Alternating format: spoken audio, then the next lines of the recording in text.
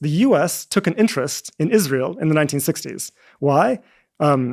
Because at the time, Arab nationalism and pan-Arabist and pan-Africanist movements in the Middle East and North Africa were very strong.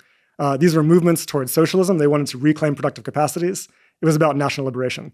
The US was not willing to accept the prospect of a liberated Middle East because that would impose and by the way, this is the center of the world, at the hinge of Africa and Asia and Europe, as this would impose very serious constraints on their ability to appropriate resources and labor from this region.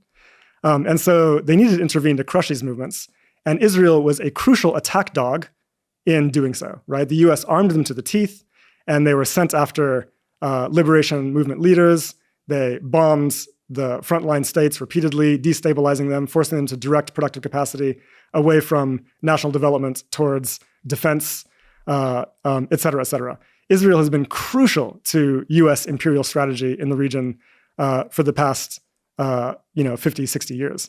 And this is exactly why, to this day, the US is actively supporting and arming the Israeli genocide against Palestine. Right? Because they cannot stomach the possibility of a liberated Palestine.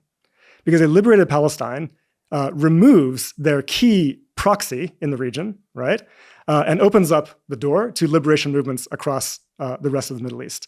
And that is highly antithetical to the interests of Western capital accumulation. And it's very clear that they are willing to go to extraordinary extents to prevent that occurring, to the point of debasing their own claims about human rights and international law, et cetera, completely flattening an entire society, extraordinary displays of hypocrisy against massive popular opposition.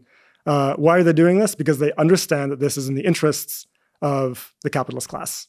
I think that's the key here. People will fall back on arguments about, it's the power of AIPAC in US elections and so on, which is that's true, that's a real force. But I would go further. It's not just AIPAC. I think large parts of the US state have been infiltrated by Israel. I think that's pretty obvious. I think the same is true in this country as well.